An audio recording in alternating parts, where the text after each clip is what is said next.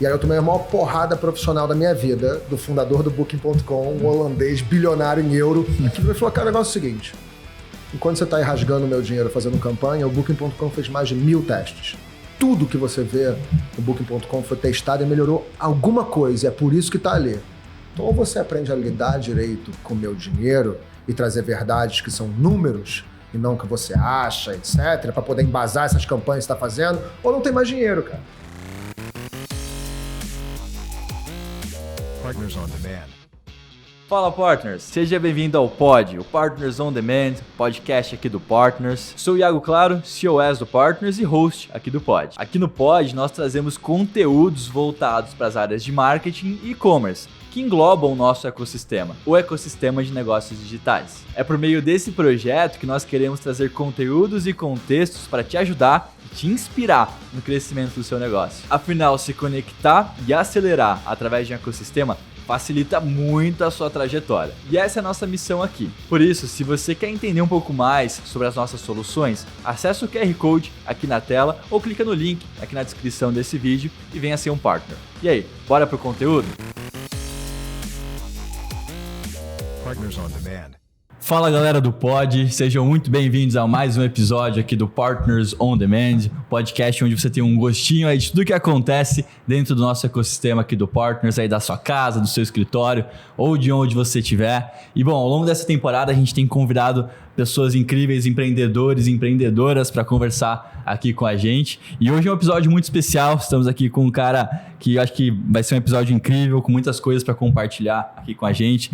Rafael Lassance, bem-vindo ao Pod. Eu que agradeço, Thiago. Obrigado pelo convite aí. Vai ser um prazer compartilhar um pouco do que eu já vivi nesses mais de 2 décadas de experiência na internet. Vamos nessa. E bom, acho que antes da gente... Eu sempre gosto, Rafa, antes de entrar em toda a jornada e tudo mais, quem é a pessoa, Rafa? Acho que pelo sotaque você já entregou que você é do Rio. Sou do Rio. Nem precisa. Sou do Rio, moro em São Paulo já há alguns anos. Mas, cara, conta um pouquinho quem é o Rafa antes de ser o Rafa empreendedor. Olha, eu sempre fui o Rafa empreendedor, na verdade. Então, nunca tive emprego, nunca tive carteira assinada, nunca tive nada disso. Minha primeira empresa é de 99, então devia ter 20 anos por aí. Então, desde então, a única coisa que eu faço é ter negócios na internet.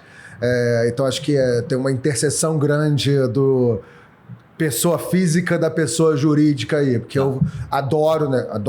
Sou meio workaholic, eu era o carioca workaholic, eu era o amigo workaholic lá no Rio, e aqui em São Paulo eu tô mais em casa. Mais tranquilo? Tô bem mais tranquilo aqui, Entendi. Nem sou tanto aqui, mas no Rio eu era. E aí sempre vim muito para São Paulo, né? Como eu fui um dos primeiros caras a falar de growth aqui no Brasil, porque eu também gosto muito de compartilhar conteúdo, eu sempre viajei muito dando palestras, cursos, eu dou aula em tudo quanto é curso por aí. Fiz muita palestra, faço muita palestra, uso isso como canal também de aquisição, né? Na jornada dos meus produtos, dos meus serviços. Eu vejo a educação como meio, não como fim, né? Eu não vou falar que eu sou professor de profissão e nem que eu sou infoprodutor, essas coisas, porque para mim tudo isso é meio para os meus negócios. Eu sou empresário que usa de cursos e educação para alavancar os meus negócios. Sem contar que, óbvio, né, isso. A gente impacta, a gente transforma, a gente muda a vida das pessoas. Exatamente. Então, já são dezenas de milhares de alunos aí em vários cursos nesses anos todos. Então, cara, assim, é difícil de separar a pessoa física da pessoa jurídica. Mas eu sou o cara... Moro aqui, Pinheiros de Vila Madalena, sou meio boêmio ali. Das minhas empresas eu costumo ser o mais boêmio ali, meio bom vivant ali. Gosto de ir nos bares, melhores restaurantes, ando de skate, sou músico, toco aqui na Vila Madalena regularmente, às quartas-feiras. Aonde que você toca? Então, toco no Only Rock, no bar. Aí fica o convite aí.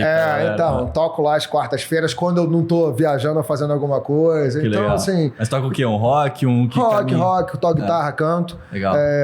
Tenho vários hobbies aí, então, pra me distrair um pouco também, carros antigos, essas coisas. Entendi. E o skate, cara? Eu também, cara, sou grande fã do skate, sempre andei de skate, mas hoje em dia não mais, mas me conta aí. Cara, eu tô num hiato aqui forçado, porque final do ano passado eu rompi os ligamentos andando na pista aqui em Pinheiros, Entendi. que é do lado da minha casa, mas eu ando há anos lá.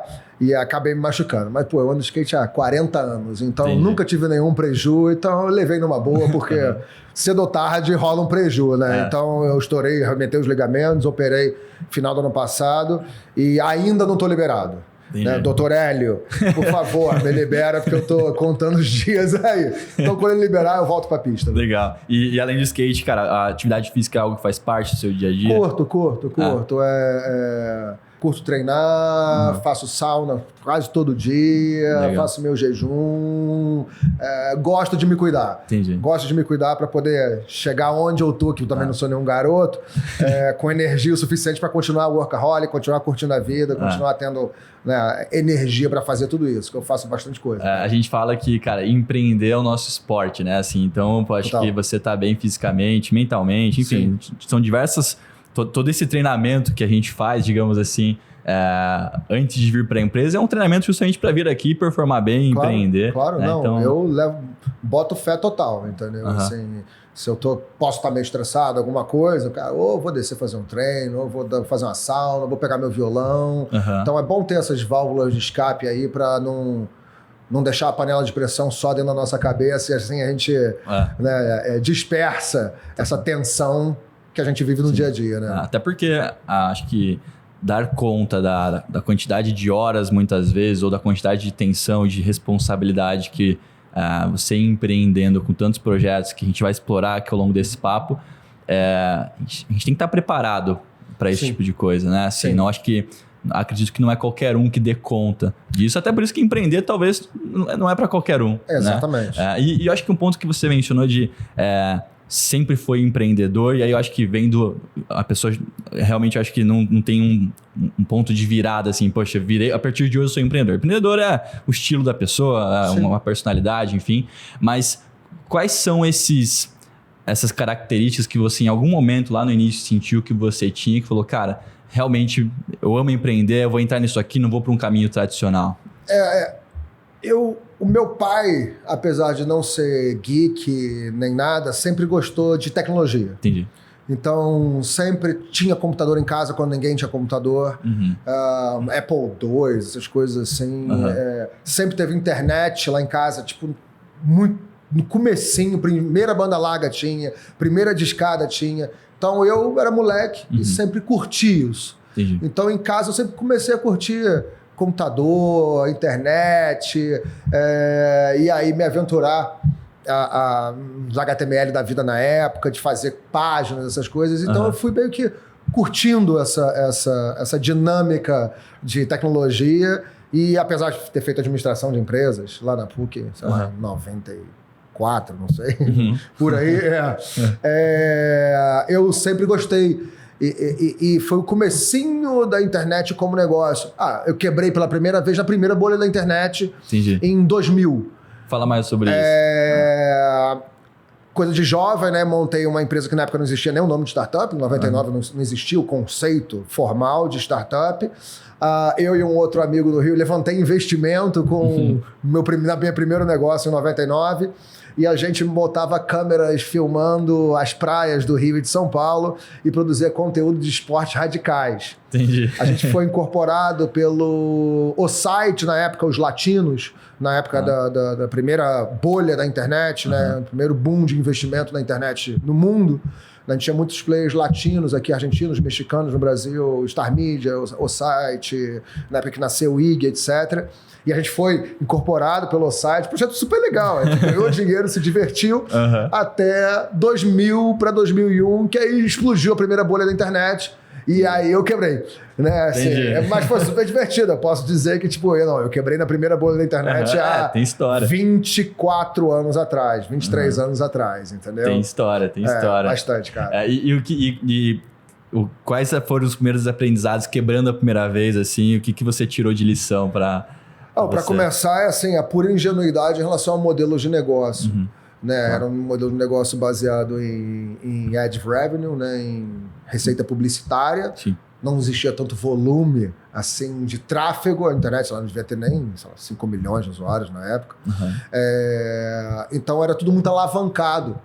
Né? O modelo em si, os próprios portais latinos levantando rodadas gigantescas e com bases muito frágeis, baseadas em receita publicitária. Uhum. A gente tinha uma estrutura de custo caríssima, eu falando pessoalmente lá da nossa startup, porque, cara, para poder colocar uma câmera, sei lá, em Ubatuba, em Maresias, eu tinha que pedir para a Embratel uma linha privada de, juro, cara, sei lá, acho que era 64K e custava milhares de reais, isso em 99. Né? Então, assim, o negócio era completamente modelo, não parava em pé. Mas aí, como a gente foi incorporado pelo site, eles pagavam pra gente produzir conteúdo. A gente ganhou bastante dinheiro na época. Entendi. Foi super divertido. Então, acho que é muito mais os fundamentals, né? Assim, a base, o estrutural que eu não tinha no meu primeiro negócio na época. E hoje em dia, certamente, eu não faria de novo, mas é uma boa história para contar, cara. Total, cara. Eu acho que isso aí já dá um corte aqui. É uma história boa para contar. É uma história muito legal, cara. Assim, e eu ia, coincidentemente, linkar justamente em fundamentos aqui agora, que eu acho que é legal, assim, quando a gente tem a oportunidade de conversar com alguém que é empreendedor já por natureza. E eu vejo que cada vez que eu faço essa pergunta para o empreendedor, são respostas um pouquinho diferentes de quais são as características que a pessoa sente que é importante um empreendedor ter. Eu, particularmente, cara, sempre falo duas coisas, de otimismo e curiosidade. Eu acho que o empreendedor tem que ser super otimista, principalmente num cenário, às vezes, mais complicado. É aquela pessoa que vai estar sempre muito otimista e curioso, né, para ir atrás das coisas e, numa primeira vez empreendendo, e descobrir como é que a coisa acontece. Então, eu sempre uso essas duas coisas, mas eu queria ouvir de você, cara. Assim, o que você sente que é fundamental, de fundamentos para o empreendedor? Eu acho que o otimismo eu vou mudar para até a própria resiliência, né? Porque o nosso papel como empresário, empreendedor é, cara, apagar incêndio todo dia, resolver problema todo dia, né? Então tem que saber lidar com isso. Sim. Saber lidar com essas frustrações, saber lidar com essa velocidade, com esses desafios, saber abrir mão de coisas, saber lidar com os ciclos na vida. Assim, com o tempo eu fui aprendendo que a gente... a vida é feita de ciclos, né? Então, pô, eu sempre fui o cara responsável por tracionar as empresas, por tirar do zero, assim. Então, quando você está num ciclo, por exemplo, de tração, de crescimento de empresa, cara, você vai trabalhar mais do que todo mundo. E você vai abrir mão, talvez, da tua família, da tua saúde, ou de alguma coisa para poder se focar naquele ciclo daquele momento. Sim. Mas entendendo que tem começo, meio e fim, que aquilo ali não é para sempre. Então, cara, engole o choro, que você vai ralar que nem um condenado, mas é para construir algo. Quando você consolida, você parte para um outro ciclo, talvez. Aí você se dedica mais a você, a sua família, e a consolidação do seu negócio. Entender esses ciclos, eu acho que é maduro em diminuir a nossa frustração, já que a gente trabalha com frustração, né, regularmente. E, cara, depois eu conheci a metodologia de growth, ali por 2010, que acho que foi muito legal, porque a gente lida muito com tentativa e erro, com o sucesso e com o fracasso dos testes, e eu trouxe isso para minha vida, para minha personalidade. Eu não tenho nenhum apego, eu abro e fecho empresas, cara, sem nenhum problema, entendeu?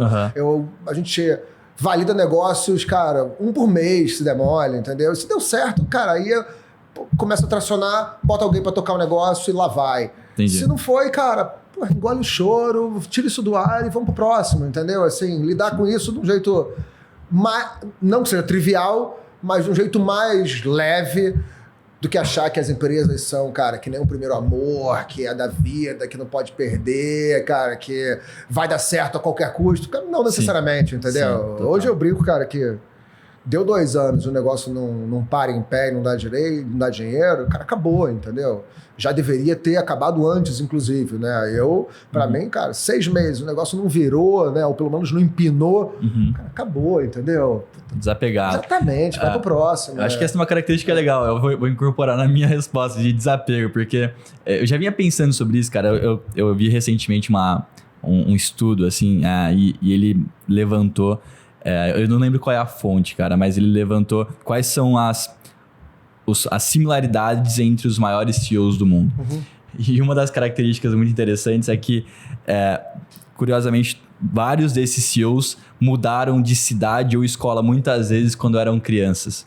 E aí, quando você olha para a realidade deles hoje em dia, todos eles têm um perfil um pouco mais desapegado, que é ótimo para quem empreende, porque, cara, se hoje eu vendo o programa de aceleração e amanhã eu precisar virar uma concessionária de carro, meu irmão, Claro. vamos mudar o negócio, Claro. já era, muda tudo. Claro. Claro que, ou eventualmente tiver que fazer uma grande movimentação de pessoas, claro que a gente se importa com as pessoas que estão ali, mas a gente, talvez, tendo essa característica, você consegue muitas vezes priorizar o racional, o negócio, do que o emocional, Total. que é fundamental. Total, né? legal você ter falado isso, né? Porque como a gente trabalha muito com o processo de experimentação, com testes contínuos, alta velocidade, tomada de decisão baseada em dados e não em premissas e crenças pessoais, a gente lida muito com... Cara, a gente faz...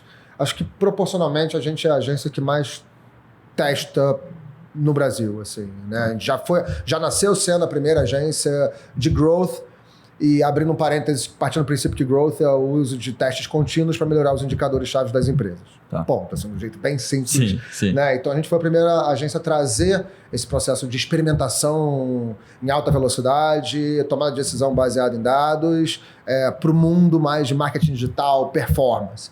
Né? E a gente... Hoje eu devo estar tendo... Hoje, por exemplo, eu devo ter dezenas de testes que deram certo e dezenas de testes que deram errado. Total. Tá? Nos meus clientes. Então eu brinco, cara, não comemora, não estoura champanhe porque deu certo, porque amanhã pode ser que dê tudo errado. Né? E o mesmo, não precisa ficar frustrado, engole o choro quando deu errado, porque amanhã pode ser que dê tudo certo. Então acho que a gente diminuir os extremos, né? Porque acho que a gente... talvez quem não tem essa... não sei se maturidade, ou pelo menos essa vivência de já ter vivido muitas coisas, né? O empreendedor vive nessa montanha-russa, mas diminuir um pouco esses extremos, normatizar um pouco o nosso feeling, o nosso sentimento, né? Sim. De, cara, a gente não precisa ficar muito frustrado, nem muito feliz. Vamos botar aqui, vamos tentar navegar ali, cara, tentar, sabe, num esquema mais normal, Sim. Porque é assim que é no dia a dia. Total. Entendeu? O dia a dia é caos e é sucesso a todo momento, e se a gente se impactar com isso, né, e deixar isso consumir a gente, cara, acabou. A gente vai ter uma vida infernal. Acho que é legal encarar esses erros, fracassos, enfim, como pedágios que você tem que ir pagando, né? Então, assim, dentro de um processo de inovação, de uma empresa que tem que crescer muito rápido, por exemplo, cara, para mim, se você não tá errando muito, provavelmente você não tá indo rápido o suficiente, né? Da mesma forma que, poxa, se eu sou um vendedor e eu não tô tomando muitos nãos, provavelmente eu não tô dando o máximo que eu poderia dar ali a nível de prospecção, por exemplo. Sim. Então, é encarar que, cada não ou cada fracasso que você toma, você tá pagando um pedágio para chegar no seu destino final e faz parte, né? Claro. Agora, eu entendo que pra gente, beleza, a gente entende isso. Agora, você sente que transmitir isso para clientes é complicado, assim, deles entenderem que esses erros vão fazer parte? Enfim, como é que é isso? Cara, assim, a minha posição é até um pouco mais, vou falar, privilegiada nesse sentido. Tá. Porque, como eu já me exponho há muito tempo falando de growth, de teste, de experimentação, de sucesso, de fracasso, de alta velocidade, de tomada de decisão baseada em testes, já tem um filtro bom. Então, quem me procura já sabe um pouco o que eu vou dar em troca, assim, já sabe um pouco do que eu entrego. Mas isso ajuda, mas não resolve. Né? Tem que ter um puta alinhamento ali de tempos e movimentos, de como que funciona a metodologia. A gente não sabe se vai dar certo em uma semana ou se vai dar certo em 8 semanas. Né? Tem que acreditar no método, acreditar no processo, acreditar que são ganhos incrementais e contínuos e não necessariamente a bala de prata, né? E isso também vale um outro parênteses aqui, porque a maioria das pessoas vê os grandes cases, né, que são fora da curva e assume que aquilo é uma verdade, né? Assume que aquilo é a regra e não que é a exceção. Sim. Né? E a gente tem que assumir que a exceção é a exceção, a regra é uma regra, né? E esses cases de bala de prata, o case do Dropbox, o case do LinkedIn, o case do Hotmail, do YouTube, enfim, os cases clássicos aí, são exceções e não regra. Né? A exceção da bala de prata, que o cara fez o hack mágico que transformou a empresa no unicórnio. Sim. Cara, Exceção. Não é, lida com isso como exceção. Só que as exceções são sexys, as exceções fazem barulho, né? São publicadas. A regra, não, porque a regra é um pouco, né, um pouco mais doída, um pouco menos sexy, né? Que são ganhos incrementais, assim, é pequenos ganhos todo dia. Sim. Então, não que não possam acontecer as exceções, mas né, são exceções. Mas eu gosto de falar que, por exemplo, growth, a gente está vendo assim, se eu estou melhorando, por exemplo, uma taxa de conversão de um cliente de e-commerce, cara, cada dia eu estou testando alguma coisa, tem dia que eu aumento 0,2%, tem dia que eu aumento 1%, tem dia que eu não aumento nada, tem dia que o teste, cara, piorou a conversão, né? Então, teste contínuo é que nem juros sobre juros, é juros compostos, né? Então, o resultado do teste de hoje é o estrutural do teste de amanhã. Então, o teste de amanhã é em cima do resultado de hoje. Então, se eu melhorei 1% hoje, amanhã é em cima dessa melhoria desse 1% de ontem. Então, a gente vai empilhando, né, melhoria em cima de melhoria, e aí assim a gente tem crescimento incremental. É uma escada assimétrica, assim. Sim. E acho que é legal entender isso também. A gente tem que falar para o cliente que é assim que funciona. Até porque não necessariamente eu vou fazer uma campanha que eu vou reduzir, cara, o custo por lead daqui para cá em um dia. Não, eu vou reduzindo aos poucos. Aqui não reduzir nada, aqui eu reduzo um pouco, vou reduzindo, e o cliente tem que entender e tem que ver essa melhoria contínua. Né? Se ele não vê isso acontecendo, ele fala, cara, você está fazendo, eu não estou vendo nada. Né? Quando que vai cair? Não, está caindo. Né? Então, a gente que é agência sempre tem um grande desafio que é trazer visão para o cliente. Né? O cliente sempre dói muito. Cara, o que vocês estão fazendo? O que vai fazer semana que vem? O que foi feito? Por que foi feito? E isso é muito comum na agência, assim, o cliente não ter essa visão. Né? E a gente, como eu já passei por vários, já sentei, inclusive, na mesa de contratante de grandes agências, ou não necessariamente grandes agências, eu sei das muitas dores, assim. Então, lá a gente montou uma dinâmica que a gente tenta trazer muita questão da visão, muito processo, por mais que a gente seja vou falar que a gente é uma boutique ali, e não é nem para gourmetizar, mas pode ser uma decisão empresarial. O Growth Team, ele é uma empresa que é zero escala. Né? Assim, eu não acredito em serviços tão especializados assim, cara, lidar com uma escala, porque torna tudo muito desafiador. E eu lido com profissionais muito caros, porque a gente é super especializado. Então, dificilmente eu vou conseguir ter 100 funcionários, cara, super especializados, porque a conta não vai fechar. Entendeu? Basicamente não fecha. Então, eu aprendi que os modelos de agências de escala crescem com gente barata, né? Assim, na base da pirâmide, no dia a dia, com analistas, com gente júnior, com estagiários. E aí rola um trade-off em relação a nível de serviço, entendeu? Né? A escala, óbvio que ela reduz margem, ela traz volume, mas ela traz muitos desafios para negócios de alta especialização. Até porque eu já tive agência grande e falei, cara, minha vida era um inferno, né? Porque eu tinha que ficar microgerenciando a garotada, não vou nem falar garotada, mas gente júnior, com pouca experiência, que é quem ficava lidando com o cliente no dia a dia. Então a gente criava estratégias incríveis que passavam para diretores, que passavam para gerentes, que passavam para coordenadores, supervisores, analista sênior, analista pleno, júnior, e é o júnior que toca no dia a dia. Acho que tem uma distância muito grande do cérebro para o braço. E aí quando a gente montou o Growth Team, foi a primeira agência aqui de growth do Brasil, uns 7 anos atrás, a gente já nasceu com uma decisão de zero escala. Né? Então a gente nasceu com a decisão de 20 clientes. A gente só opera 20 clientes. Não é 21, não são 19. E há 7 anos a gente opera 20 clientes. Não necessariamente os mesmos 20 clientes. Mas, inclusive, a gente dobra de faturamento todo ano. Né? Aumentando o ticket médio. Aumentando o ticket, pegando projetos mais desafiadores, fazendo upsell com clientes fiéis. Né? É uma característica muito de retenção de clientes. Né? E, inclusive, como a gente mata no peito essa característica. Eu não tenho contratos de longo prazo, não tenho multa contratual, não tenho nada disso. Assim, cara, tá com vocês porque ele enxerga resultado e que ele gosta de vocês. Exatamente. Então, cara, assim, se eu me entregar, você continua me pagando feliz. Se eu não entregar, tá tudo bem, cara. Eu sei que às vezes não funciona, mas é uma operação muito sadia por causa disso, né? É um bando de especialistas, então eles sabem fazer. Eu não preciso ficar microgerenciando, eu tô aqui gravando podcast contigo e eu tenho certeza que tá tudo funcionando lá. Então isso, não tem ninguém morrendo de burnout, eu não preciso ficar, cara, né? Eu deito a cabeça tranquilo no travesseiro. Então é até engraçado que é meio uma voz antagônica em relação ao mercado. Esse meu posicionamento como agência, porque eu tenho outros negócios que escalam e que super escalam. Mas a agência, a gente falou, cara, a agência vai nascer assim, vai funcionar assim. Então acho que é meio engraçado esse posicionamento que a gente definiu assim, para a empresa. Mas é legal porque uma coisa que eu acho curioso, cara, é que eu acho que o mais proveitoso desse nosso papo aqui é porque a gente sempre comenta com as agências que estão dentro do ecossistema que não é que nós aqui na Jones somos maiores ou que a Growth Team é maior do que essas agências, mas numa linha do tempo, a gente está talvez um pouquinho na frente dessas agências.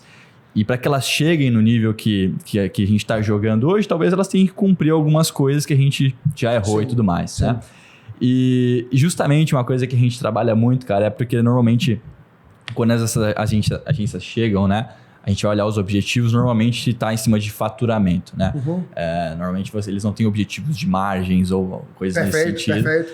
E tudo bem, acho ok. Agora, dentro do game de agência, cara, faturamento é pura vaidade, na minha opinião. Acho que o que a gente tem que trabalhar ali é margem com essas agências. E eu adorei o seu conceito de definir um número de clientes que a gente sabe que a gente atende bem. E o crescimento ele é pautado em aumento de ticket dessas agências. Exatamente. Esse é o plano de crescimento. Todo mês minha proposta é mais cara do que o mês anterior. Cara, incrível. Ponto final.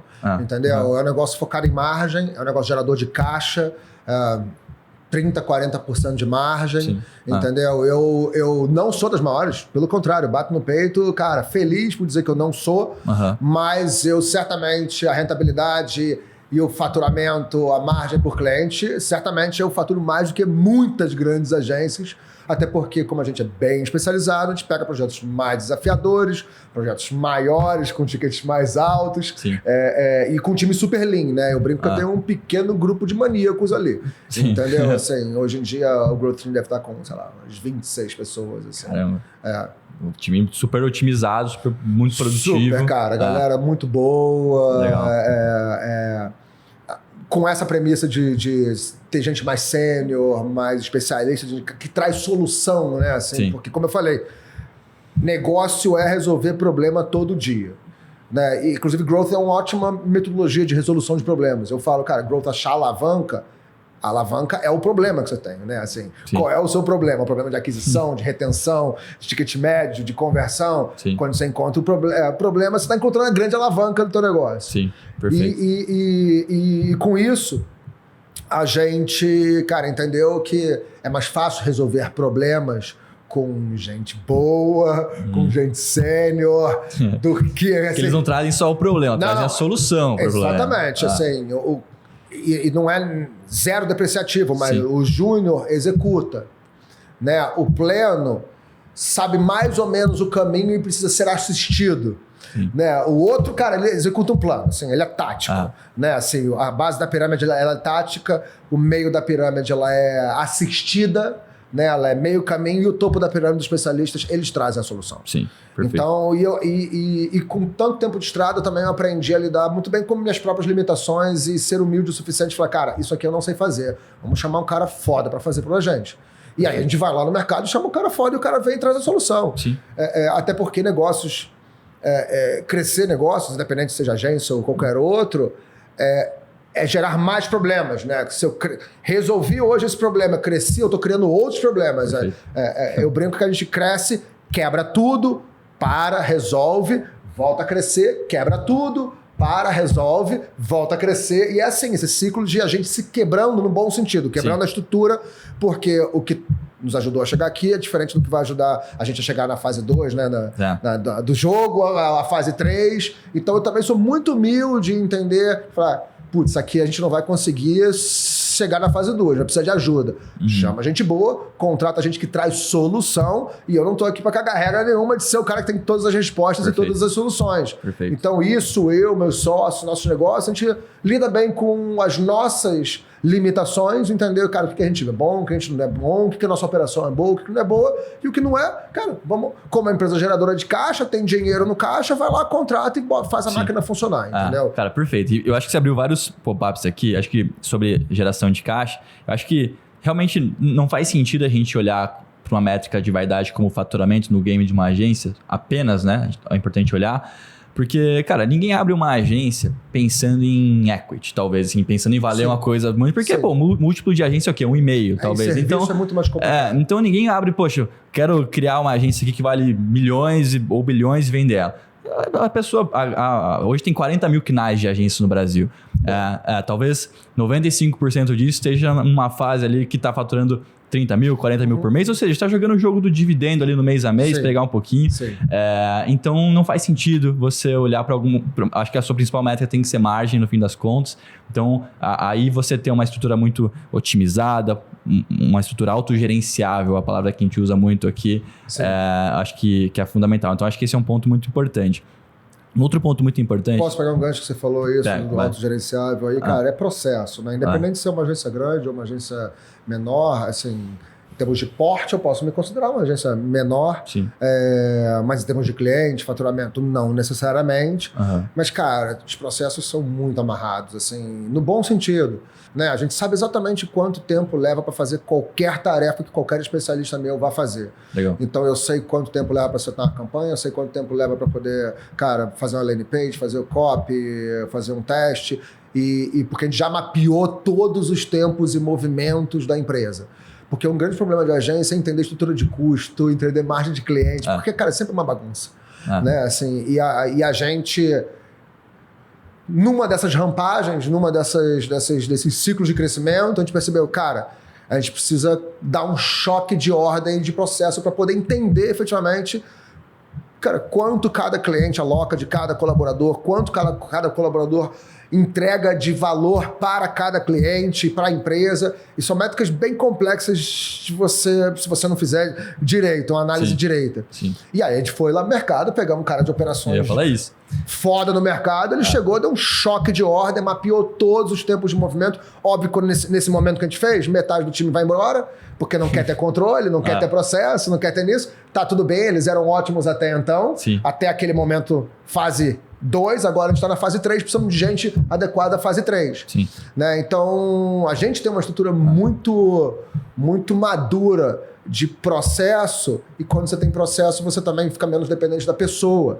Né? É só trazer gente boa que ela se adequa ao processo. Eu não fico dependente do rockstar, sabe? Assim, o rockstar é sempre difícil de lidar no dia a dia, o cara que não segue processo, contamina o resto do time porque o time não quer seguir processo, porque o rockstar não segue.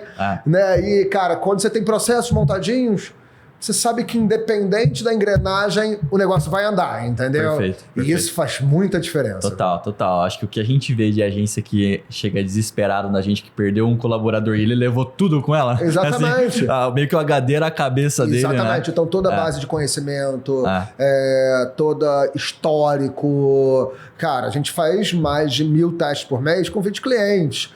Há 7 anos. Tem, cara, centenas de milhares de testes já no nosso backlog ali pra gente consultar. Então, não tem dúvida nenhuma, a gente fica menos dependente. Né? Assim, mais dependente do processo, ainda bem, e menos dependente das pessoas que estão encaixadas ali. Eu acho que talvez seja importante a pessoa conseguir, principalmente uma vez que você traz pessoas muito boas, elas conseguirem talvez dar um toque delas naquilo. Total. Acho que uma coisa que a gente fala, nosso time aqui no Partners, muitas pessoas perguntam pra gente quando vê o nosso time reunido, seja aqui no escritório, algum evento, e as pessoas sempre perguntam, cara, como é que vocês conseguiram construir um time com uma cultura tão forte? É uma característica nossa, assim, um time muito alinhado, assim. Algo que a gente sempre menciona é que a gente sempre buscou, primeiro, trazer empreendedores, pessoas com perfil empreendedor para estar com a gente, mas acima de tudo, a gente trouxe empreendedores e deixou eles empreenderem. Acho que esse é um ponto chave, né? Talvez se você buscar essas pessoas super sêniores ou empreendedores e tudo mais, e elas entrarem e você engessar toda a capacidade dela ali... Concordo, total. A chance dela ficar também até diminui, né? Então, como é que você equilibra isso lá? Assim, eu paro do princípio que essas pessoas são resolvedoras de problemas por natureza, porque perfil empreendedor é resolvedor de problema, né? E especialista idem. Né? Então, se eles identificam gaps na operação, eu vou ser o primeiro a sentar para ouvir o especialista. Ele é o especialista, né? Não sou eu. Eles são muito melhores do que eu no que ele se propõe a fazer. Eu não sou o melhor cara de copy, não sou o melhor cara de performance, não sou o melhor cara de BI. Talvez eu tenha uma visão mais de histórico, estratégica, um pouco mais, cara, com um pouco mais de horas de voo, o que me faz navegar melhor na loucura do dia a dia. Tá. Mas, cara, na operação eles são muito melhores do que eu. Então, cara, ouço e tô disposto a mudar tudo para melhorar o negócio, Sim. entendeu? Sem nenhum apego, sem nenhum problema em mudar processo também, fazer devidos ajustes, super tranquilo com isso. Acho cara. que chega a hora que o empreendedor tem que deixar o ego um pouquinho de lado, né? Total. E entender que, assim, o empreendedor, no fim das contas, ele vai ser esse perfil um pouco mais generalista, então ele vai entender um pouquinho o que está acontecendo no time de vendas, no time de marketing, operações, experiência, mas que o ideal é que ele traga esses especialistas para tocar cada uma dessas áreas e deixar eles fazerem aquilo que eles sabem fazer. Exatamente, né? eu trago o onde a gente quer chegar, né? Não só para minha empresa, como para os clientes. Porque também com o 20 eu consigo participar de todos os projetos. O cliente vem muito por causa dessa marca pessoal, Entendi. dessa autoridade, dos canais, palestra, curso. Então ele quer que eu participe, né? Se eu estivesse entrando nos clientes, ele não vai me ver no negócio. E isso gera uma certa frustração. Então 20 é um sweet spot bom para eu também participar e entender tudo que acontece com cada cliente. Então, assim... Cara, eu trago onde eu acho que o cliente tem que chegar, onde o Growth Team tem que chegar e a galera traz o como, né? Assim, eles trazem como que a gente vai pavimentar esse caminho para poder chegar lá. Entendeu? Você dá direção, né? Acho que a função de um CEO de qualquer negócio, acima de estar sempre preocupado, obviamente, em como vender mais, como custar menos e como gerar valor para o cliente, é da direção, alinhar vetores o tempo todo com o time, né? E eu vi uma coisa muito legal, cara, que acho que todo CEO ele tem que ser também CDO, que é Chief Necessary Officer, ou seja, é isso que você mencionou. Se a gente tá aqui conversando e a coisa tá lá, ou seja, não é que você é indispensavelmente, você tem um papel importante, mas uma vez que a gente está cuidando do desnecessário, cara, é do desnecessário que vem a disrupção muitas vezes, né? E uma frase que a galera que está em casa deve estar cansada de ouvir eu falar é: se você faz o seu negócio funcionar, quem faz ele crescer, quem está olhando para frente, né? Porque acho que uma vez que você consegue construir uma operação muito redondinha, muito mapeada, e você começa a conseguir olhar para frente, para o desnecessário, você passa a poder responder a pergunta que você justamente levantou ali de, cara, qual é o problema que o meu negócio gera? Porque uma vez que eu tenho uma solução, beleza, fui lá, resolvi, estou gerando mais oportunidades para aquela empresa. Só que aí a gente tem um problema que às vezes a empresa não consegue converter aquelas oportunidades. Então eu gerei um novo problema. Perfeito. Vou lá, então crio uma nova solução para isso. Exatamente. Pô, estamos convertendo, tá entrando um monte de cliente para dentro, o time de onboarding deles lá não tá dando conta, tem um novo problema. Exatamente. Né? Então, bem por aí. acho que essa é a pergunta, qual é o problema que o meu produto gera? Né? E aí você consegue o tempo todo estar inovando. Agora, na minha opinião, um empreendedor só vai conseguir se fazer essa pergunta se ele tiver a garantia ou a confiança que o time dele está entregando bem aquele serviço que ele se propôs. Né? E aí, assim, tem a ver até com essa virada de chave que é meio contraintuitiva para quem é dono, porque naturalmente o dono quer maximizar o seu ganho, né? O que entra no meu bolso. Eu sou dono, eu quero ganhar mais na minha empresa. E na maioria das vezes ele faz isso contratando gente mais barata. Só que isso gera um ciclo de incêndio e de microgerenciamento que vai, cara, ocupar a vida dele, não só em termos de estresse, mas em termos de tempo. Que ele não vai ter tempo para olhar estrategicamente para o seu próprio negócio, porque ele está toda hora apagando incêndio, porque ele tomou a decisão de contratar gente talvez não tão qualificada assim, para poder maximizar um ganho mais imediato, uma margem maior no bolso dele. Eu entendo, né? É um racional lógico que a gente vê no mercado.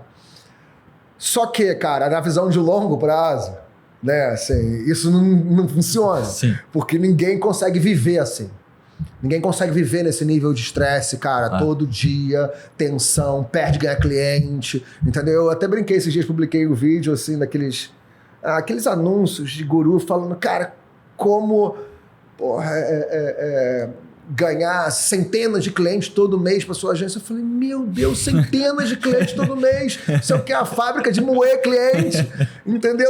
Cara, tá doido, não é, essa não é o caminho, entendeu? Assim, isso não é. Isso vai gerar pessoas, cara, com burnout, com times que não são maduros o suficiente para lidar com toda essa pressão, com empresários que não estão. E aí, depois que eu virei essa chave de falar, cara, peraí, vamos apertar o cinto, vamos trazer gente boa, vou ganhar menos nesse primeiro momento, porque aí faz a curva J, J-curve, onde, cara, eu vou dar um passo para baixo, mas aí eu estou montando o crescimento sustentável, porque aí eu tenho tempo para pensar estrategicamente no meu negócio. Sim. Né? Eles trazem soluções para crescer os clientes, eles trazem soluções para crescer o próprio negócio, o meu time. E aí eu tendo tempo, eu consigo não só pensar de uma forma saudável para a empresa crescer do jeito correto, mas também montar outros negócios, né? E naturalmente ter muito mais renda, receita, etc. Sim. Então isso é uma visão, cara, que ela é meio contraintuitiva quando você é dono e está imerso no operacional do dia a dia, Sim. mas ela faz todo sentido. Cara, depois que você faz isso, que você fala, não, agora sim, entendeu? Porra, sabe? E é doido isso, cara. É doido. Alívio, cara, a gente sempre colhe uns cases, uns depoimentos assim da galera e uma dona de uma agência me ensinou assim, cara, minha maior conquista com o programa inteiro foi conseguir tirar uma semana de férias. Assim, foi o ganho dela. E justamente por isso, cara. Assim, né, montou a operação redondinha, virou a chavinha de que não é a quantidade de clientes e tudo mais, é ali. Mas agora um desafio que é grande, cara, dessas agências é justamente trazer essas pessoas boas que você mencionou, né? Sim. Acho que, obviamente, tem um problema ali de que você ainda não pode desembolsar uma grana muito grande para trazer pessoas gigantes. Mas você acha que talvez tenha alguma coisa a mais que ele pode fazer, de, poxa, talvez vender um sonho para aquela pessoa? Como é que vocês faziam, assim, no início? Antes de poder, cara, trazer essas pessoas pelo dinheiro, eventualmente, como é que era isso? Não, vou falar algo que não foi planejado, mas que aconteceu, né? A própria exposição pessoal que posiciona a gente como uma autoridade faz as pessoas quererem trabalhar com você. Inclusive, elas estão dispostas a receber menos para estar do lado de quem é referência. Entendi. Então, isso nunca foi planejado, não planejei essa consequência, mas é uma consequência 100% real. Legal. Se eu abro uma vaga, por exemplo, no Growth Team, cara, chove de gente que abre mão de grana para poder estar lá com a gente. Legal. E isso já responde parte da sua... Sim, ou seja... Já responde parte da sua pergunta, o que é muito bom, porque Sim. a gente consegue... E qualquer um, cara, qualquer pessoa boa, consegue se expor, consegue, cara, né? Criar uma certa... Não tô dizendo que é fácil, né, disso. Não, faço há 20 anos.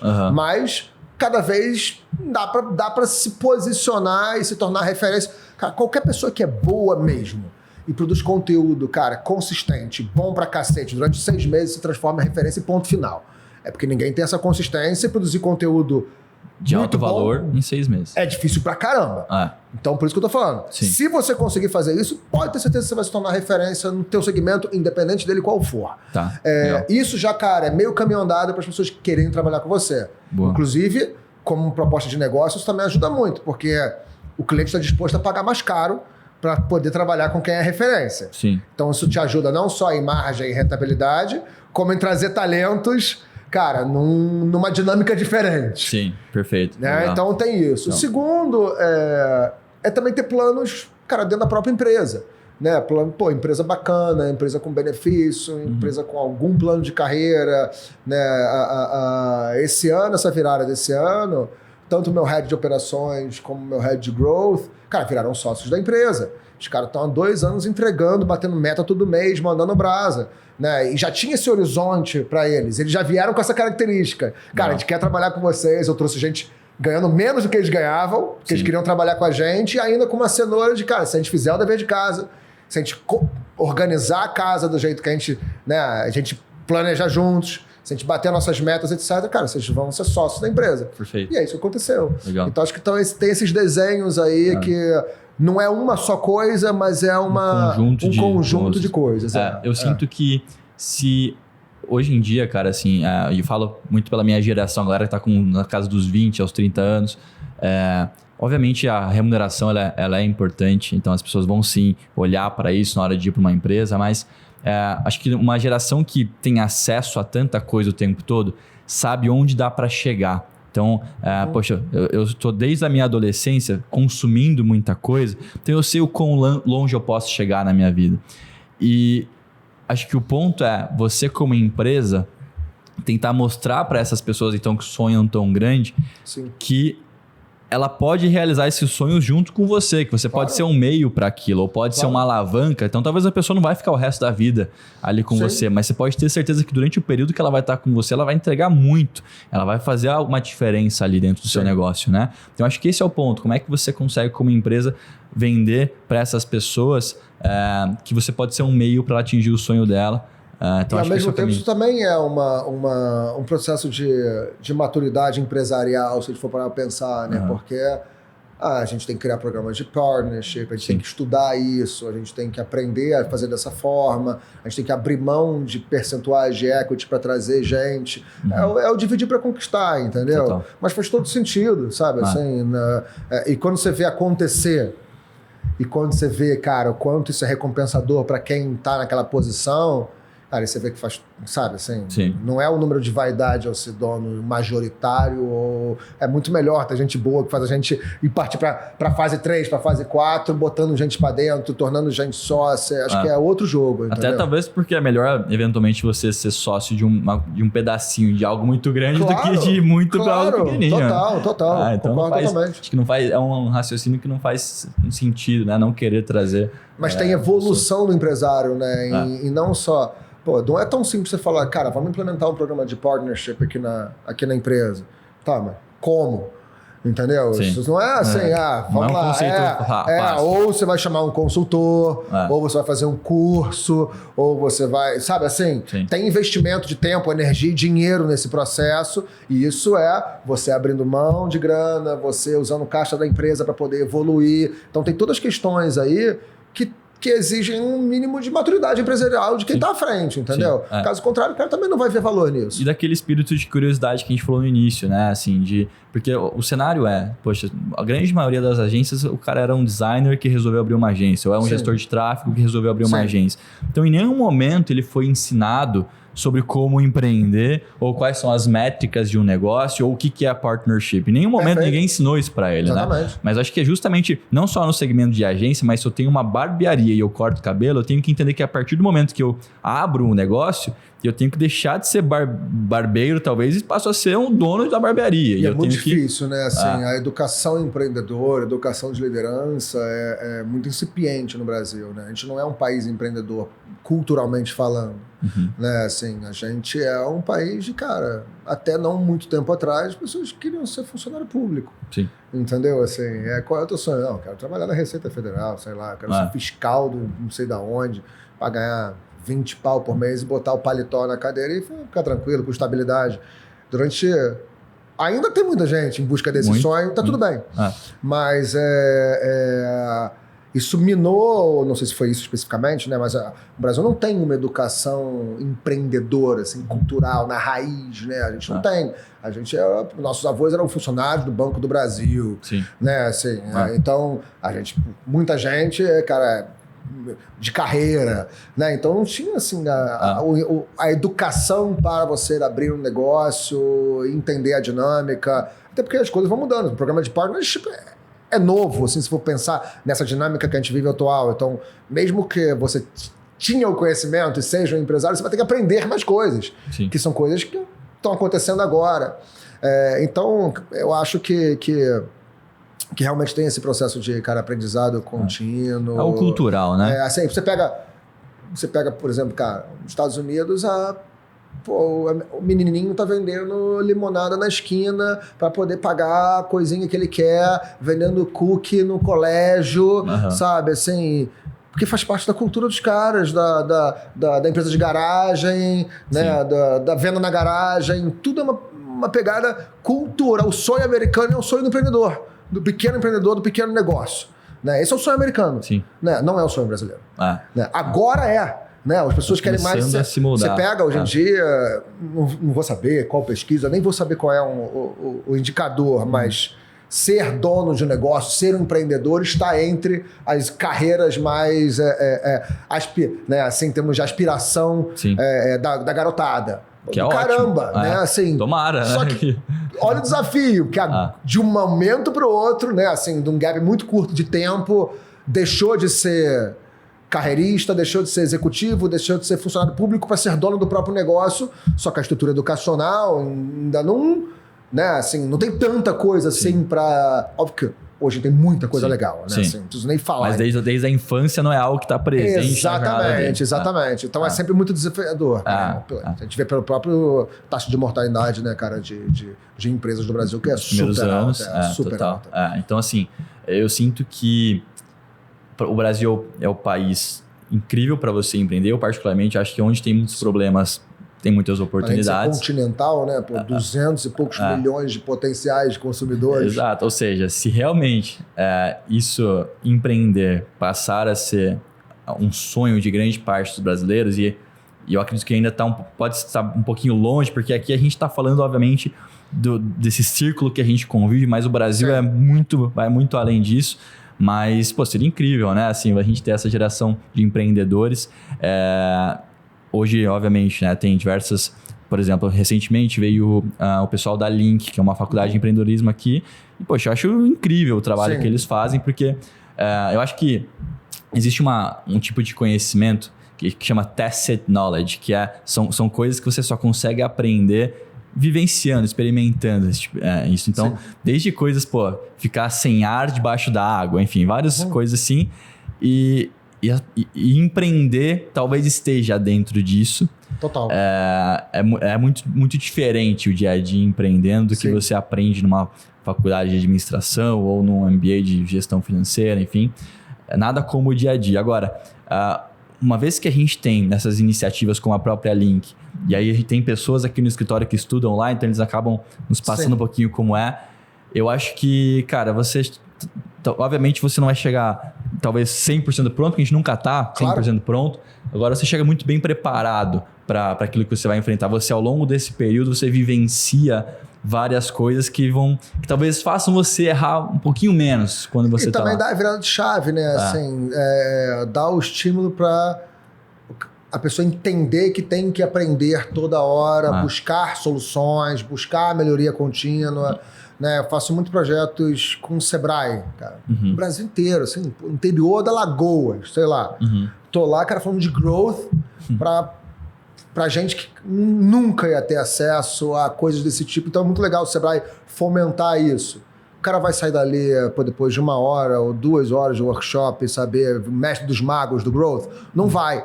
Mas se tiver dado estalo para ele buscar mais informação, para ele entender que aquilo pode ser importante, pesquisar, estudar um pouco mais, já é meio caminho andado, entendeu? Porque aí o empreendedor tem que se movimentar sempre. Né? O empreendedor está em constante movimento, seja na empresa, seja de aprendizado e tudo. Então, se ele não sabia que existia, ele não se movimentava. Né? Então, como colocou ele numa posição de desconforto ali, de falar, putz, olha quanta coisa legal tem por aí, eu não estou fazendo isso.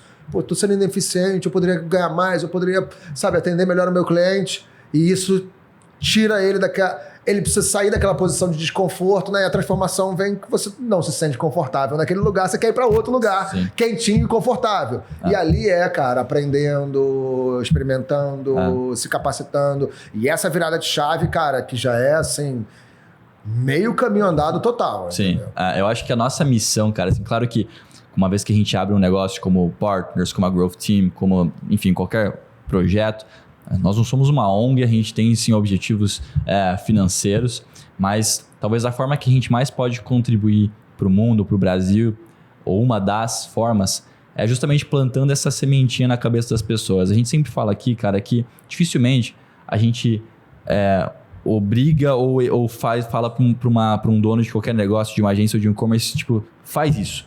A gente sempre provoca. A nossa função é provocar. Porque muitas vezes a resposta ele mesmo, como tem um perfil empreendedor, vai atrás dessa resposta. Só que muitas vezes ele não tem noção que aquilo existe. Então, muitas vezes quando a gente traz o conceito de partnership, já que a gente está usando no exemplo, a pessoa nunca ouviu falar naquilo. E ela não vai implementar talvez aquilo na hora e a gente não vai falar para ela como funciona. Exatamente. Mas esse caminho pode ser um caminho interessante. Ela descobre que existe, assim. Então, acho que o ponto da nossa função aqui, cara, é abrir a mente dessa galera. A mesma sensação que as pessoas têm quando elas vão morar fora, por exemplo, que as pessoas voltam com a mente super aberta. Eu fui um caso, cara, eu morei um tempinho fora, quando eu voltei com a mente super aberta. Eu acho que é essa a nossa missão como quem ensina empreendedores. É fazer com que a cabecinha de quem era apenas fazia um trabalho de design ou de tráfego, que, cara, super nobre, mas uma vez que ele resolve jogar o game do empreendedorismo, abrir a cabeça dele, mostrar o tanto de coisa nova que tem por aí. Pô, Iago, e até assim, num nível mais micro, né? Eu pego lá no Growth Team, cara, a gente tem dezenas de milhares de reais em cursos para todo mundo fazer. Legal. Na prateleira do Growth Team. E eu super incentivo, falo, cara, você é de copy, faz o curso de BI, faz o curso de performance, faz o curso de quebra de objeções, porque é repertório. Entendeu? Assim, você vai ter o repertório mais amplo, você vai ser o especialista generalista, que é o sonho, sacou? Assim, né? Que é muito bom em alguma coisa, mas conhece, né, um pouco de muita coisa. Sim. Que é, cara, o profissional da informática em T ali, o T-shaped skills. Sim. E eu sempre estimulo, cara, pô, não faz só os seus cursos. Tem a prateleira de curso, aí faz tudo, cara. Faz tudo que você puder, entendeu? Sim. Façam. Façam tudo que vocês puderem, porque isso enriquece, abre, né, cara? Aumenta o repertório, você vai sentar numa mesa mais inteligente do que você tava, sacou? Antes de fazer esse tipo de coisa. E eu acho que, cara, e sabe o que eu acho curioso? Muitos temas que não tem nada a ver com o que a gente faz no dia a dia, muitas vezes são os que mais nos trazem ideias e bagagens para o dia a dia. Então, cara, se senta você vai jantar, né, numa mesa com empreendedores e tudo mais. Dificilmente alguém tá lendo um livro de empreendedorismo. Um livro de... Normalmente a galera tá lendo filosofia, sociologia, física, sei lá. E curiosamente esse é o tipo de coisa que a gente mais adapta pro nosso dia a dia, né? Sim. Então, uma coisa que o Edwin, cara, que ele é o CEO da agência aqui da Jones, ele sempre fala que você tem que ser perigoso em tudo. Assim, então, e eu adotei isso pra minha vida, Legal. cara. Então, assim, pô... Principalmente depois que você está empreendendo e o negócio começa a ter algum tipo de relevância, você começa a ir muito em jantar, em reunião o tempo todo. Cara, cada mês é um papo diferente e muitas vezes eu tô em mesas com... Na verdade, quase 100% das vezes eu tô em mesas com pessoas muito mais experientes do que eu e muito mais inteligentes do que eu. E eu adoro isso. E aí você ser perigoso em diversos temas te ajuda, né, a abrir essas oportunidades e tudo mais, né? Então acho que isso é muito, muito legal. E, cara, um ponto que a gente mencionou aqui ao longo do papo da Growth Team, mas hoje você está envolvido em diversos outros projetos, né? Como é que você hoje, cara, aloca o seu tempo? Como é que você administra até mentalmente, talvez, a quantidade de projetos andando ao mesmo tempo? Como é que é isso hoje? Como é que é o seu dia a dia, cara? Assim, eu durmo pouco, eu sou acelerado, eu gosto ainda de viver, né? Precisa ter tempo para viver. Sim. Eu devo estar com umas 6, 7 empresas hoje. Algumas que precisam de mais atenção, porque são mais incipientes, estão começando. Ou até, por exemplo, o Sales Club, que já é uma rampagem bem mais agressiva, de dezenas de milhões de faturamento, né, sede grande, então mais desafio, né, assim, é mais desafiador no dia a dia. Então eu tenho, cara, alocado mais tempo e energia ali. Entendi. No Sales Club. O Growth Team já está mais maduro nesse sentido, então é uma visão mais estratégica e mais pontual. Mas eu não faço nada mais que me mate, no sentido, cara, assim, trabalhar com gente, pô, o cara é babaca, eu não vou trabalhar com ele.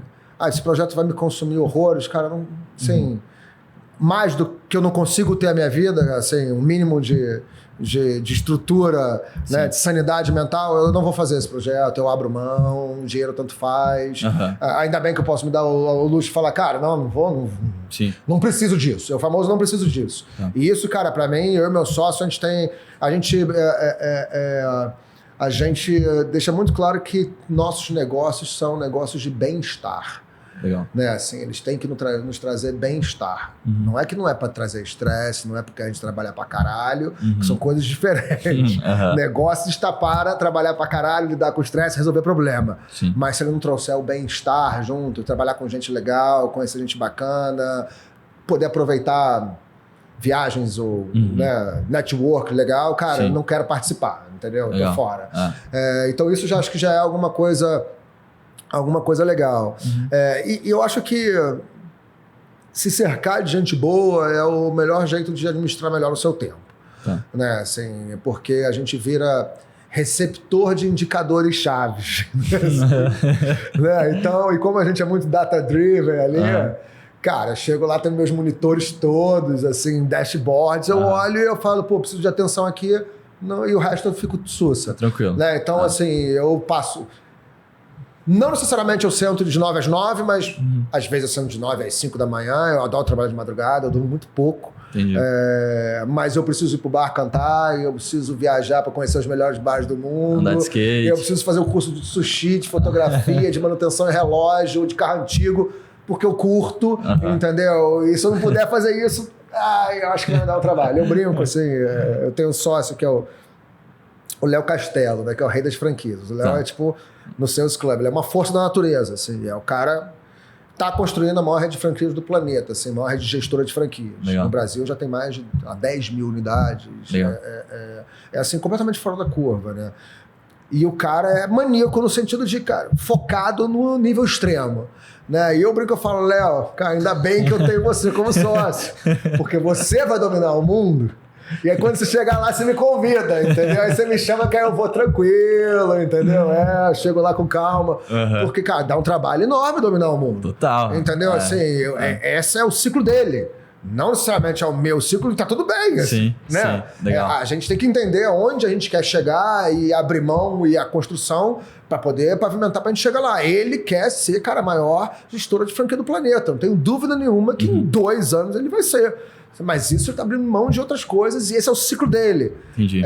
Mas para mim é um ciclo muito intenso. Né? Então eu prefiro lidar um pouco mais com bem-estar ali nos negócios para continuar sendo bom vivando dos meus negócios ali.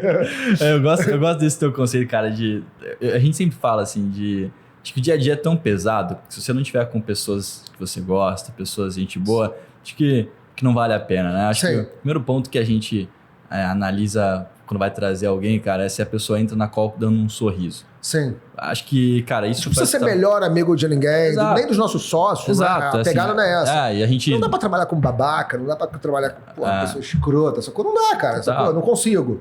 Entendeu? E não é à toa que a maioria das empresas contrata por hard skill e demite por soft, isso, né? Por comportamento. Total. Porque, cara, uma coisa que a gente aprendeu a gente não é apegado às cadeiras que a gente ocupa aqui no nosso time. A gente tem um time e esse time, no momento, está cada um ocupando uma certa cadeira, uma certa função. Mas, cara, se amanhã tiver que mudar e não sei o que, as pessoas estão dispostas a isso e todo mundo se dá muito bem. Isso no dia a dia deixa o dia a dia mais leve. Você gosta de estar ali no seu ambiente de trabalho. Todo mundo se respeita. Como você falou, ninguém precisa ser todo mundo melhor amigo de todo mundo. Sim. Mas acho que trazer pessoas só pela capacidade técnica delas... acho que até... Uma vez que você tem uma cultura muito forte, essas pessoas nem entram mais, a própria cultura espelha essas pessoas, né? Então, acho que isso é um ponto importante, mas acho que isso faz total diferença, né? Então, só para certificar que eu entendi, hoje você tem alocado o seu tempo onde você mais precisa, né? Assim, onde a empresa mais precisa, você está alocando, né? Exatamente, né? O Sales Club nesse ciclo é um ciclo, cara, realmente de construção, consolidação, de crescimento exponencial e desafiador, né? Grandes números. Então, obviamente, nós como sócios, mentores ali, parte, cara, super necessária para poder fazer essa rampagem funcionar, super estou envolvido. Legal. Né? Mas eu participo de todos os negócios, assim, adoro, cara, assim, eu não tenho... Adoro criar coisas novas, aquilo que eu falei, lido muito bem com o desapego, do sentido... Pô, se eu estou conversando contigo, a gente teve uma ideia de falar, cara, vamos ver se isso funciona. Pô, parece interessante. Vamos ver que vamos subir a landing page, rodar uma campanha, daqui a um mês a gente vê se foi. Se o lead, foi legal, se a taxa de conversão for boa. E se for, aí a gente vê como é que a gente traciona isso. Se não for, a gente não conta pra ninguém, tá tudo bem. Tudo certo. Sacou? Cara, eu faço isso toda hora, meu sócio, entendeu? Então, eu não sei quantas empresas eu posso abrir no ano ou quantas eu posso fechar. Não tem nenhum problema, sacou? Assim, não tenho problemas com isso e eu gosto dessa dinâmica, assim. Eu gosto, e ainda mais partindo do princípio que negócios são feitos para gerar receita e parar em pé. Então, pô, se a gente tem uma ideia aqui, botou uma landing page, bota para rodar, não tem produto, não tem serviço, não tem nada, estamos no mundo das ideias, mas o negócio começa a gerar caixa, em 6 meses ele se paga, cara, primeiro dinheiro é para pegar um cara para virar o líder / sócio e falar, toca, bota um cara bom para fazer ele tocar essa iniciativa. Sim. Eu não preciso estar lá, eu não quero ser CEO dessa parada, eu fiz sair do zero. Sim. Gerou o dinheiro, primeiro dinheiro para botar alguém bacana para tocar, e ele vira o dono, ele vira o CEO, ele vira o líder, e eu vou partir pro próximo. Entendeu? Assim, é mais ou menos essa dinâmica. E por mais que isso é algo muito cansativo, dá pra ver que como você é apaixonado por isso, é algo que se faz com prazer, né? Pô, assim, total, cara. Acho que isso é um ponto que é fundamental, né? Assim, porque acho que nesse dia a dia tão pesado e nesses desafios tão grandes, se você não for apaixonado por aquilo, cara, no longo prazo você não sustenta, total, né? Total, então acho que isso é legal. Até porque falar aqui é tudo muito bonito, né? Assim, botar apresentação, PowerPoint, lindão, aí é mole. Agora no dia a dia. Mas, pô, a gente se depara com situações super desafiadoras, críticas. Sim. Né? Assim, falando isso é fácil, mas várias vezes a gente se depara com situações super críticas que, cara, se a gente não respirar fundo, a gente bate pino, a gente quer. Pô, né? Assim, a gente não sabe lidar, tem crise de ansiedade, essas coisas. Sim. Mas eu aprendi a lidar um pouco com essa dinâmica do caos. Assim, eu sou um cara que lida muito bem com caos. Gerenciamento de crise. Lido muito bem com caos, cara. Assim, eu sou, tipo, nativo do caos. Cara, assim, incrível. E, pô, indo pra uma pergunta final aqui, algo que a gente gosta muito aqui, que a gente estimula, é algo que a gente chama de empreendedorismo colaborativo, né? Então, a gente sente que quando as pessoas elas entram num ecossistema ou algo assim, elas naturalmente parece que viram a chavinha de parar de enxergar a concorrente como concorrente e passar a enxergar como parceiro. Parece que gera uma sensação de querer ajudar, de querer compartilhar números e tudo mais. Então a gente estimula muito isso e o poder das conexões, né? É a nossa métrica aqui, o quanto de conexões que a gente tem gerado no dia a dia entre empreendedores. E eu sempre gosto de entender, cara, assim, acho que ao longo do nosso papo ficou claro que conhecer as pessoas certas foi fundamental na sua jornada, mas a gente sempre gosta de dar uma abertura para entender do convidado qual foi uma conexão ao longo da sua jornada, uma pessoa, talvez que você se conectou, que você conheceu, que foi game changer assim na sua trajetória. Legal. Eu acredito que tenha diversas, mas a gente gosta de alocar um tempo, cara, o seu momento para dedicar a alguém assim que foi muito impactante ali para você. Legal, cara. Eu tenho dois momentos que são milestones muito assim importantes, profissionais assim, né? Em 2010 até 2015, eu tive uma startup que era uma plataforma de social commerce que rodava nas redes sociais, de um e-commerce, tipo o Facebook Marketplace de hoje, só que há 12, 10 anos, 13 anos atrás. Recebemos, cara, investimento da Intel, investimento do fundador do Booking.com. E é dele que eu quero falar, né? O Kees Koelen, que é o holandês fundador do Booking.com, genial, excêntrico, aquelas coisas, cara raro.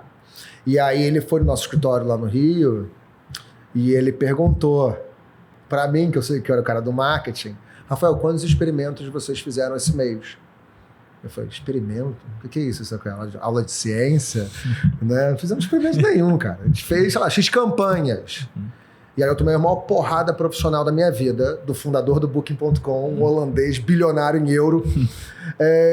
Que falou, cara, o negócio é o seguinte, enquanto você está aí rasgando o meu dinheiro fazendo campanha, o Booking.com fez mais de 1000 testes. Tudo que você vê no Booking.com foi testado e melhorou alguma coisa, e é por isso que está ali. Então, ou você aprende a lidar direito com o meu dinheiro e trazer verdades que são números e não o que você acha, etc., para poder embasar essas campanhas que você está fazendo, ou não tem mais dinheiro, cara.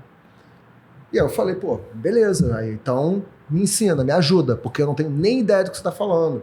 Cara, em 2010, 2012, isso não existia, né? Cultura de teste, etc. Pelo menos não como a gente vê hoje em dia. E aí eu fui lá para a Holanda aprender com ele, né? A gente passou semanas lá aprendendo com o time de growth, com o fundador do Booking.com, como ser o cara, assim, como lidar com verdades nas argumentações, na tomada de decisão, e o jeito mais rápido e barato de ter acesso a essas verdades, que são os números, é testando. Não existe outro jeito rápido e barato de ter acesso a número se não for com teste. Né? Isso foi a primeira, cara, virada de chave assim, porque aí eu virei o cara do teste. Né? Eu voltei e falei, cara, tudo é óbvio. Em vez de eu gastar 20 mil reais na campanha, eu faço um teste com 500 e aí eu só vou gastar 20 mil se esse 500 me trouxer indicadores que me comprovam que vale a pena eu gastar tempo, energia e dinheiro com essa iniciativa. Assim, isso, cara, é óbvio, mas ninguém faz. tá? Assim, porque a gente tem cultura de campanha, não cultura de teste. Então, essa foi a primeira grande virada de chave. Né? Inclusive, depois ele voltou no mês seguinte, e agora? Quantos testes vocês fizeram? Quantos experimentos? Eu falei, fiz 4. Ele falou, ok. Não é o volume, é você sair da inércia. Né? Até porque quando você testa, você começa a ver resultado. Quando você começa a ver resultado, você quer fazer mais testes, você começa a estruturar melhor os testes, fazer mais em alta velocidade, por aí vai. Então isso foi, cara, mudou a minha vida completamente. Eu virei o cara do teste depois disso. Que legal. E aí eu virei o cara do growth naquele momento. Entendi. Assim, que não era, ninguém era o cara do growth ainda no Brasil. Entendi. E inclusive isso fez uma virada muito bacana na minha carreira, porque eu era um cara de marketing digital, um empreendedor de marketing digital como N, né? Como a maioria. E eu percebi que, mas não tem ninguém falando de growth, ninguém fincou essa bandeira ainda no Brasil. Então, pô, já que eu tenho esse conhecimento que poucas pessoas têm, eu fui treinado para os caras mais foda do mundo, eu vou fincar essa bandeira. E aí eu me reposicionei como perfil pessoal, como né, profissional, na verdade, como sendo o cara do growth, publicando conteúdo que ninguém publicava, fazendo o cara das palestras que ninguém fazia. Sim, né? Sim. Isso, primeira grande virada aí. Legal, cara. E a outra foi, cara, o meu sócio Luiz. O Luiz, cara, é engraçado. Ele me convidou para palestrar, porque ele é sócio de várias unidades da FGV, das franquias no Brasil, etc. E aí, uma vez, ele me convidou, há 7 anos atrás, para palestrar num evento dele, Presidente Prudente. E aí, eu fui lá, palestrei de growth, foi muito legal. E a gente super se conectou. Legal. Né, assim, super se conectou. Assim. Ele é o cara das pessoas, sabe? Bacana. Ele brinca que ele é o estagiário do universo. Porque, cara, o papel dele é ajudar, é servir no bom sentido. Cara, qualquer um pode ter qualquer problema, ele vai resolver, ele vai ser empático de forma legítima. O que faz muita diferença. Né? E, cara, assim, e ele traz esse lado que eu não... Eu sou o cara mais trator, gosto de fazer as coisas assim, de gerar atração, de mais uma exposição, ele é um cara menos exposto. E, cara, a gente virou, tipo... melhor amigo, irmão, e todos os negócios a gente faz junto. Que legal. Tudo. A gente não faz negócio assim, que não seja junto. Assim, porque a gente encaixou esses valores, encaixou, né, cara, valores pessoais, né, de bem-estar, de trabalhar com gente legal, de reduzir risco, sempre entrando em bloco, porque eu trago, a gente se complementa, então a gente entra sempre, mesmo que entre como uma entidade, mas somos um bloco. Né? Então no Sales Club, eu e o Luiz entregamos muito mais valor do que eu sozinho ou do que ele sozinho.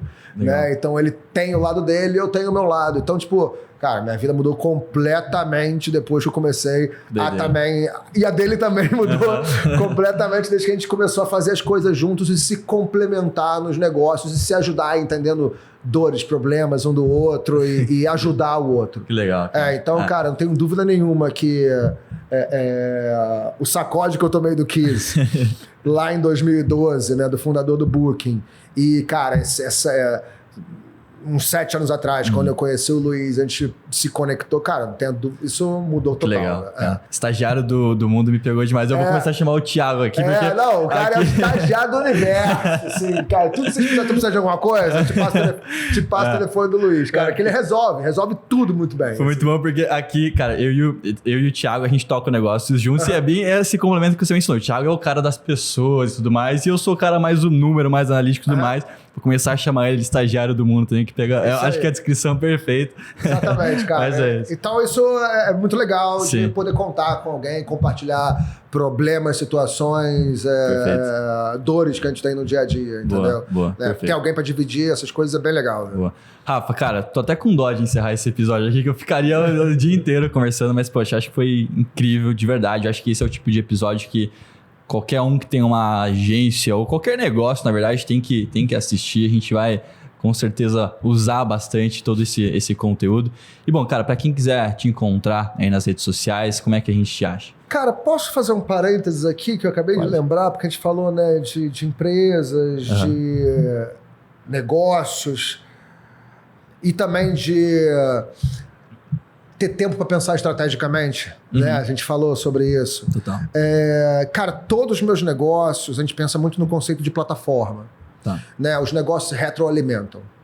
Né? Então isso acho que é um recado também muito legal, porque aí tem o cara, não, eu tenho Eu tenho agência, tenho um estúdio de cabeleireiro e uma revendedora de carros. Uhum. Cara, esses não se conectam, não retroalimentam um o outro. Você perde escala e eficiência, porque são negócios muito distintos. Assim. Eu entendo se você quiser ter negócios super diferentes. Mas eu e o Luiz, a gente traz essa pegada sempre de pensar o nosso negócio como plataforma. Legal. Né? Como que os negócios podem ajudar um ao outro. Inclusive tendo centros de custos compartilhados, centros de serviços compartilhados. Sim. Então, administração, RH, contabilidade, tudo é do grupo inteiro. Legal. Né? O Sales Club traz o cliente para o Growth Team, que também faz o diagnóstico dos caras que vão no Sales Club, que a gente vende até a parada de podcast, que traz conexões como essa, que geram network para os nossos produtos ou serviços. Então isso é muito legal, assim, pensar negócios com esse conceito de plataforma. Inclusive um livro muito bom sobre isso, Alibaba Estratégia de Sucesso, Perfeito. que é coordenação em rede, é o conceito. Perfeito, você pega, cara, o Magalu tem muito de conceito de plataforma, Sim. a Amazon tem muito conceito de plataforma, são negócios que se conectam entre si e retroalimentam os outros negócios. Perfeito. E isso vai diminuindo o risco e o custo, porque você está compartilhando o custo. Sim, né? sim. Então isso acho que é legal trazer isso como um insightzinho aí, para fechar, porque eu lembrei quando você falou. Excelente. E cara, eu assim... Tô em tudo que é lugar, né? Não tem jeito. Tô em tudo que é lugar, assim, normalmente como R-Laçance. Tá. Mas, cara, como eu compartilho muita coisa há uns 24 anos, 23 anos aí, o Google tem memória incrível. Qualquer coisa digita meu nome no Google. Pode estar errado, pode estar certo, cara, que vai aparecer, mas tem site, né? Tem o site das empresas. Eu uso muita automação em tudo, mas... Pode mandar mensagem que eu vou responder. Boa. Sou bem acessível, não tem muito problema, não. Boa, show de bola, Rafa. Legal. Eu agradeço. Valeu pelo papo. Valeu, cara, irmão. Seja sempre muito bem-vindo aqui, sempre que quiser. Super agradeço pela hospitalidade. Valeu pelo papo, cara. Valeu. E bom, se você ficou até o final, valeu pelo seu tempo, por você ter ficado até aqui. Espero que você tenha aproveitado esse episódio, tirado várias ideias. Lembre de aplicar essas ideias, né? Não adianta a gente só anotar aí. Então coloque em ação, compartilha com a gente as ideias que deram certo, enfim, aqui nos comentários, nas redes sociais. E bom, nos vemos no próximo episódio. Grande abraço. Partners on Demand.